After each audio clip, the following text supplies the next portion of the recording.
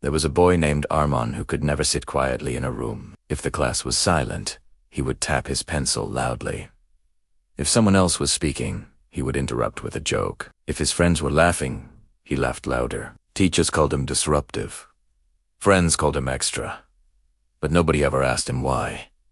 One afternoon, his teacher asked him to stay back. "Armand," she said gently, "why do you always need everyone looking at you?" He shrugged. He didn't know how to answer that, but if someone had asked his heart instead of his mouth, it would have said, "Because when nobody looks at me, I feel like I disappear." Attention is not vanity. It's survival. Psychologists have long understood that attention is not just a social luxury, it's a psychological necessity. When a baby cries and the mother responds, something powerful happens. The child's brain wires itself with a message. I matter. My needs are seen. I am safe. This idea was explored deeply by attachment theorists like John Bowlby, who argued that early caregiver responses shape our sense of security for life. Attention, in its healthiest form, is emotional oxygen. Without it, the psyche panics. The child who wasn't heard wasn't born loud. As a child, he used to wait quietly at dinner, hoping someone would ask about his day. But his parents were always busy, tired from work, distracted by bills, stressed by life. He learned something subtle but devastating. Quiet children get overlooked. So he experimented. The first time he exaggerated a story and everyone laughed, his brain released dopamine, the reward chemical. The second time he pretended to be hurt and everyone rushed to him. His body felt relief. And without realizing it, he formed a strategy. If I amplify myself, I will be noticed. Over time, this strategy became identity. The psychology behind attention-seeking. Attention-seeking behavior is often misunderstood as selfishness or arrogance, but psychology paints a more compassionate picture. There are usually three core drivers. 1.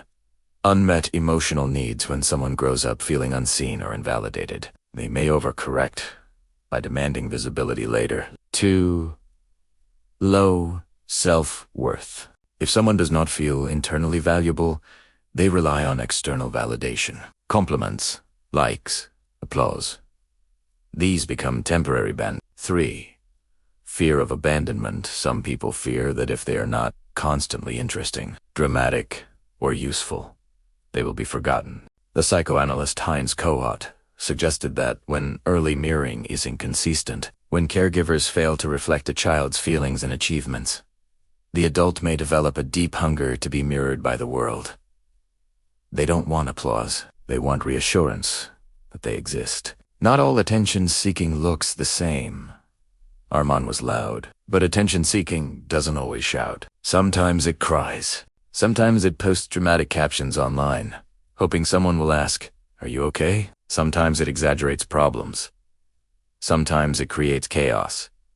Sometimes it plays the victim. Sometimes it plays the hero. And sometimes it hides behind perfection, chasing achievements so people will say, "You're amazing." Even conditions like histrionic personality disorder describe extreme patterns of attention-seeking, where emotional expression becomes theatrical and exaggerated. But even there, at the core, is a fear of being insignificant.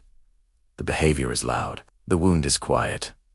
The social media amplifier. Armand grew up, and so did the world. In the age of Instagram, TikTok, and viral moments, attention became currency. Every notification was a microdose of validation. Every like whispered, "You are visible."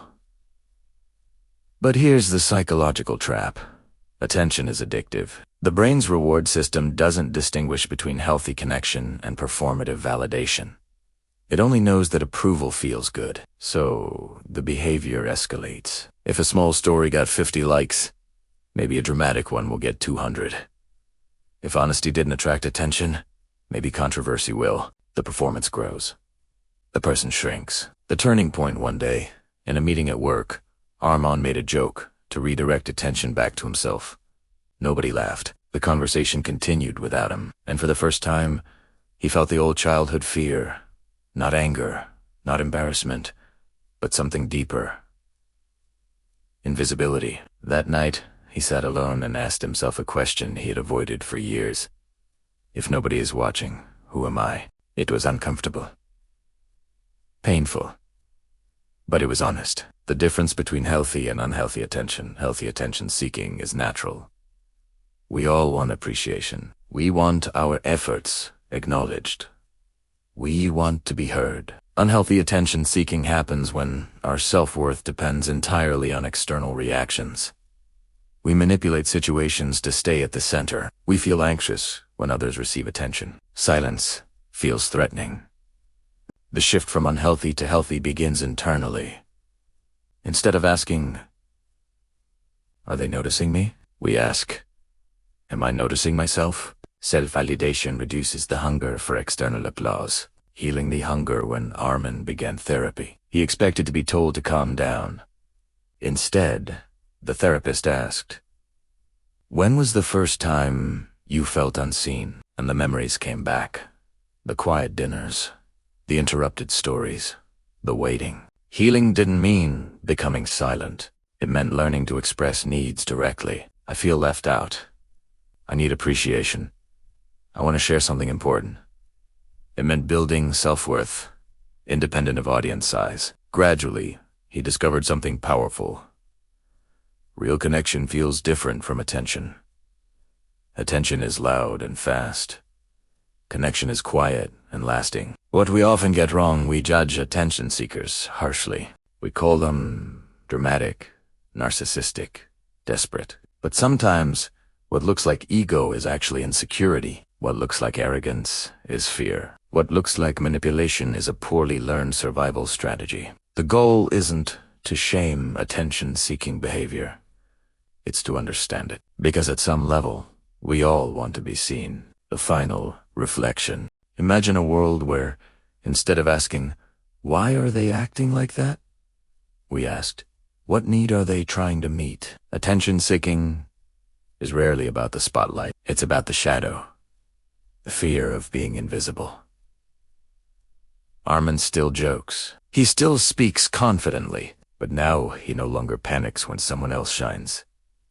Because he has learned something most people spend a lifetime discovering. You don't have to perform to exist. You don't have to be loud to matter. You don't have to be dramatic to be worthy. Sometimes the deepest psychological need is simply this: to be seen, not for the character we play, but for the human being underneath.